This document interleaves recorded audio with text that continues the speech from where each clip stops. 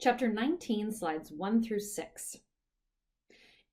In this chapter, we're going to be focusing on ketones and aldehydes as functional groups. And what you'll find in these first few slides are naming, right? How to IUPAC name a ketone or an aldehyde, and some aspects about their properties, and then a little bit on how we can make ketones and aldehydes. And I just wanted to note that making ketones and aldehydes is going to stand as a review for us. So, naming.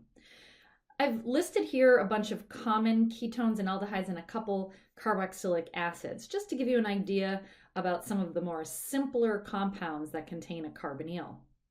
Now, I will note that formic acid is neither a ketone or an aldehyde, nor is acetic acid, but they are very simple carbonyls. So I listed them here as carbonyls, common names that you should be aware of.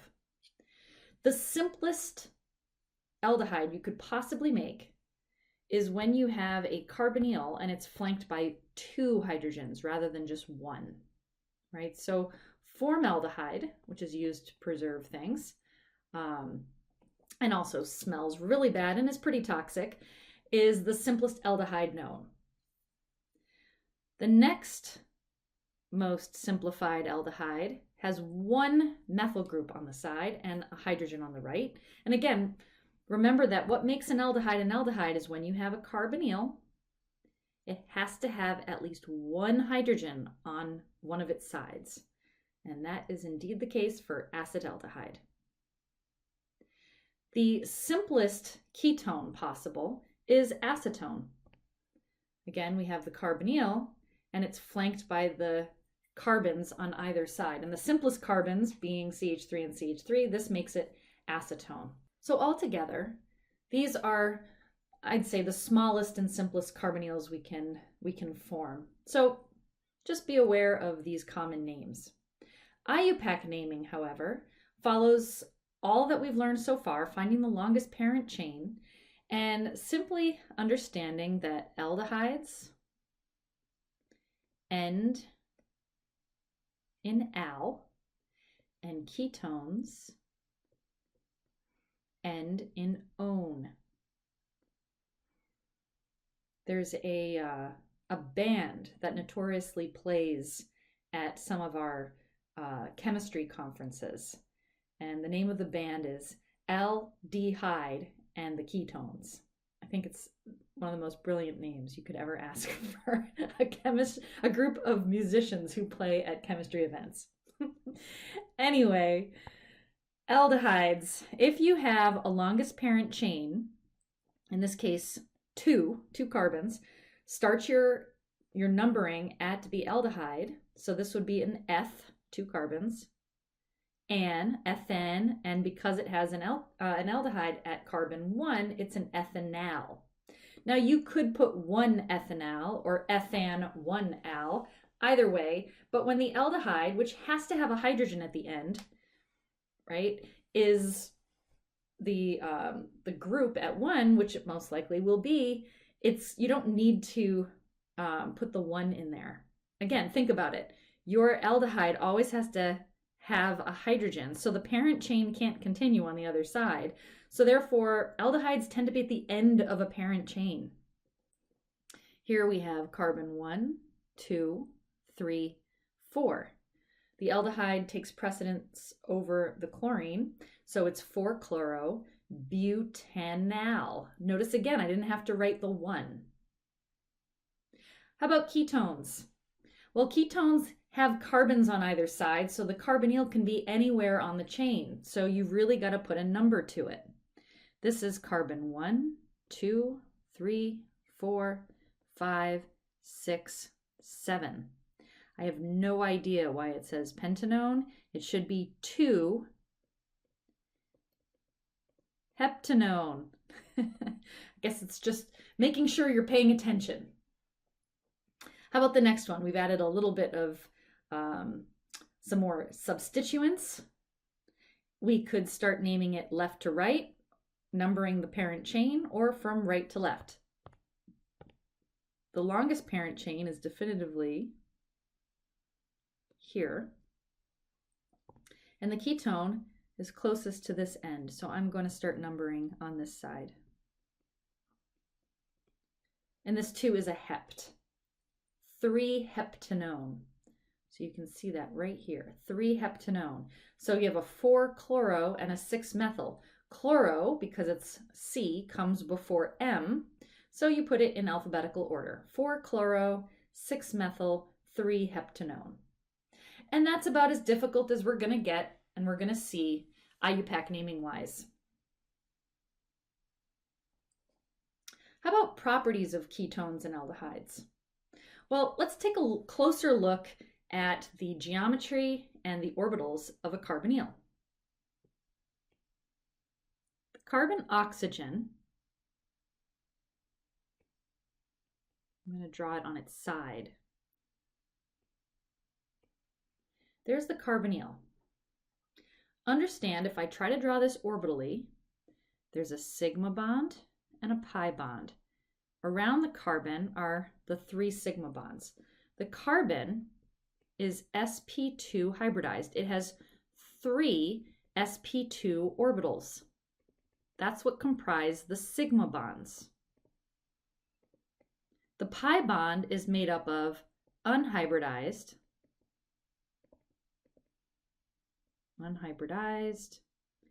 p orbitals. So let's draw that out. Sigma to sigma.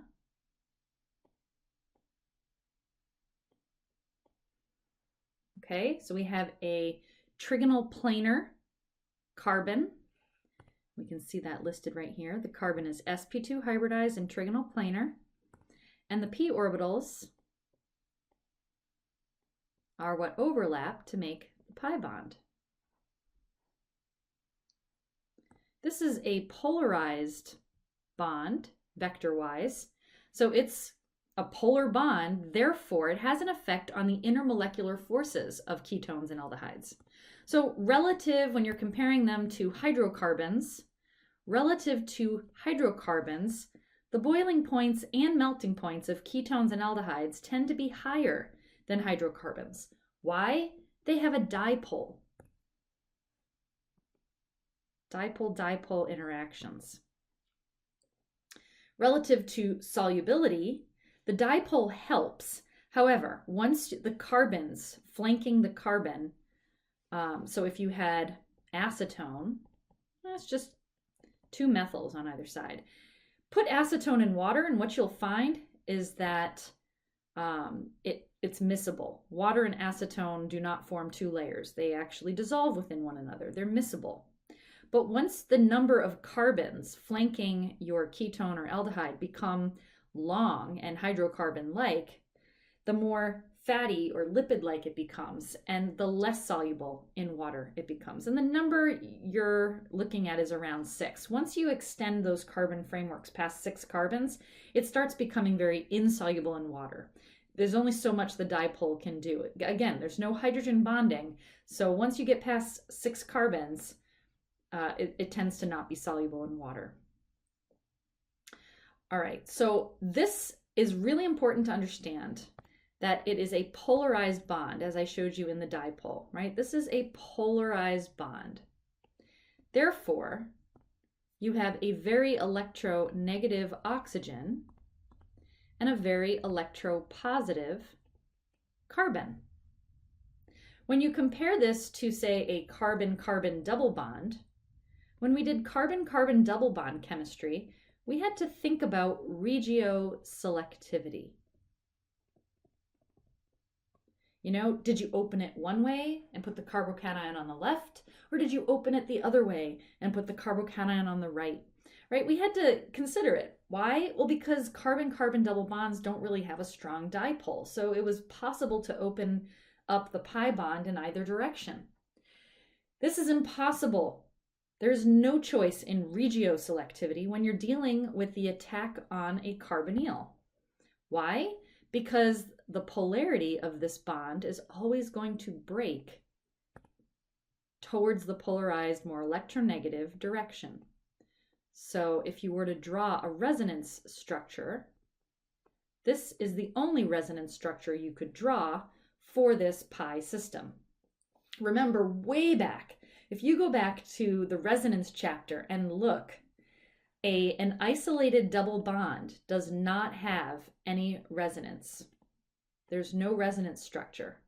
However, if you have a carbonyl, you can draw a resonance structure. Why? Because you have a polar bond. So you can draw the carbon plus and the oxygen minus. So it's because of this dipole that you end up having the ability to avoid thinking about regioselectivity. The carbon's the plus area and the oxygen's the negative area. End of story. There's no, oh, could it go in this direction or the other direction? No. There's only one direction for the electrons to push. Overall, the carbon double bond oxygen is a strong bond, and it is shorter, right? Shorter than a regular carbon oxygen bond. Why? Well, you have to pull these two pi bonds together. You have to squish them a little bit closer so that those parallel p orbitals can overlap. So that's a little bit about the properties of ketones and aldehydes. Now, we're going to see these properties in action as we start looking at the chemistry of ketones and aldehydes. But before we get to that, I want to review all of the different ways that we can make ketones and aldehydes. And what you'll undoubtedly notice is this beautiful word up here called review, right? So there's nothing new here. These are all reactions we've seen before. We have covered the oxidation reactions, right? Oxidation of an alcohol, a standard alkyl alcohol with chromic acid goes through the aldehyde, primary ones do, and go all the way to the carboxylic acid. If we want to stop at the aldehyde, we have to use PCC. Or we could have a secondary alcohol and then end up making, either with PCC or chromic acid, the ketone. We also learned last semester how to do ozonolysis. Karate chop, pull apart, cap with oxygens. Those end up giving us aldehydes or ketones depending upon the substitution pattern around the double bond, right? Carbon 1, let's say, would make the ketone. Carbon 2, if I had a hydrogen there, would make an aldehyde. Okay, going back again to the alkene-alkyne chapters, if I took an alkyne and I did a hydration, meaning I added H and OH across the pi bond, the first pi bond, but I did it using the mercury sulfate, which is oxymercuration. Remember that the water in this system, again, there's water here. Water is going to attack at the more substituted position, opening the mercurinium bridge up, and then you'd get this enol. And we talked about how enols are very unstable. They collapse under acidic conditions.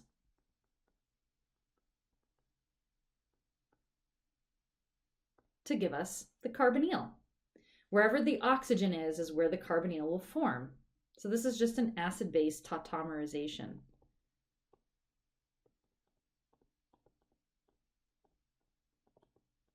Big word for acid-base reaction. It's just a very specific one. And then you can recall its cousin, hydroboration, which also adds H and OH across the first pi bond, but it does so avoiding steric hindrance, right? This is a Syn4 reaction. Oxymercuration is Syn3 with the bridge. Hydroboration is Syn4. It drops the hydrogen and the boron at the same time. Syn4, avoiding steric hindrance, putting the OH on the less substituted side. This tends to be on the end of a chain. Therefore, when the acid-base tautomerization occurs, the enol tautomerizes, you'll find that it tends to form the aldehyde. So carbon 1, carbon 2, carbon 1 has the carbonyl. Above, carbon 2 had the alcohol, so carbon 2 forms the carbonyl. We also just recently learned to put carbonyls onto benzene rings using Friedel-Crafts acylation. And then we also learned in the last set of slides to oxidize the very special benzyl position using chromic acid to give us the carbonyl. So we have a very large number of methods to afford ketones and aldehydes. Now, before we start using ketones and aldehydes as the starting materials, right, because we just reviewed how to make them as our products, before we start looking at them as our starting materials, it's important property-wise to understand where they are ranked relative to other carbonyls on their stability, well, you could say that, or reactivity, another way to put it. I guess the more stable you are, the lower reactive you are. The less stable you are, the more reactive you are. Another way to look at it is, all right, I want to react the carbonyl, okay? Think of it this way. These are the reagents we're going to be focused on for chapter 20, 21, right? This for a few chapters now. 19, 20, and 21 are all going to focus on the carbonyl. What's the predominant mechanism for the carbonyl? 1,2 addition. Okay, so that means some nucleophile is going to attack any one of these, any carbonyl, okay? So if I want to rank higher reactive carbonyls and lower reactive carbonyls, I want to understand which ones are more positive and which ones are less positive. I'm ranking them according to their electrophilicity. Now remember in the benzene chapter, we were looking at benzene rings as nucleophiles. The more electron rich they were, the better the nucleophile. Well, right now I'm looking at all of these carbonyls as electrophiles, right? Partial positive carbons. The more electropositive, the more reactive it is. Okay, so let's take a look at this sequence here. I'm starting with an acid chloride or an acid halide. That's a type of carbonyl. Now notice that I work my way all the way across to the right to the lower reactivity. What all of these reactions, bar formaldehyde, this is like the only exception here, what all of these guys have in common is a methyl group. So don't focus on the methyl group. Focus on what is different for each and every one of these. Well, having a halogen versus 2 hydrogens versus 1 hydrogen versus a carbon like an alkyl group versus an O carbon versus an OH versus an NH2. Let's assign each of these groups as donating or withdrawing. Halogens, as you saw, are electron withdrawing by induction.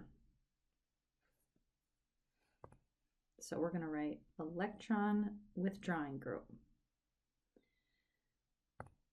Hydrogens are nothing. They're neither withdrawing nor are they donating. They are practically not even there. There's no electron density to them whatsoever. So we're just going to give them a null, 0. Okay. A methyl group. Ooh, how did we rank methyl groups, alkyl groups? Electron what? When they were on a benzene ring, they were considered to be electron donating. Electron donating group by induction because it doesn't have a lone pair, correct? Now, if you'll notice here that esters and carboxylic acids are about the same, okay? They're not ranked against one another. They're pretty much the same. Why? Because you have an oxygen with a lone pair, 2 lone pairs. And these are considered electron donating groups by resonance, by pi donation, right? These electrons can donate towards the carbonyl, and they're both they're both oxygens. So electron donating by pi donation or resonance. Lastly, we have the amine, but it's in the form of an amide, but it's a nitrogen. This is electron donating as well by resonance. So why is this nitrogen by resonance making the carbonyl lower in reactivity? Well, it's donating. Just remember, nitrogen is not as electronegative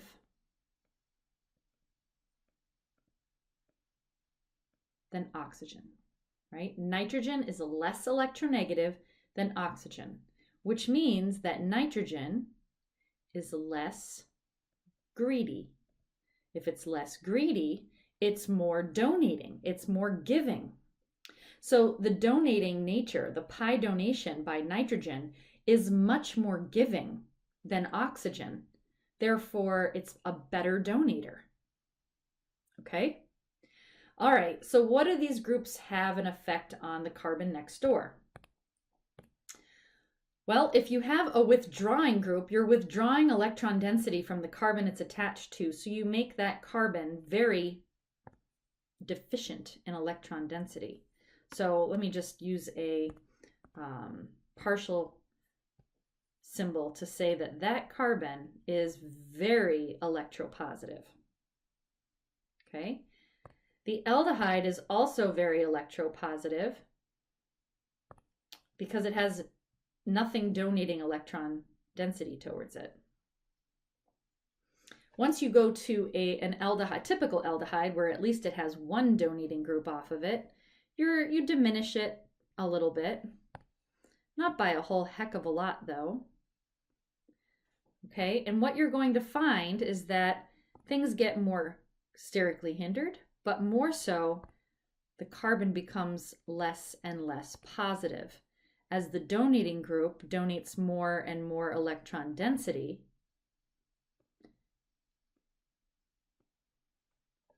towards the carbonyl carbon. Okay, so the electropositive nature of the carbon diminishes as the donating groups get better. You can totally rationalize this reactivity trend. You don't have to memorize it. You can say, if you're comparing two carbonyls, you can totally look at the groups flanking the carbonyl and decide, based on whether those groups are donating or withdrawing, which carbonyl is going to be more reactive. But this is the general trend, and we'll see this over and over again.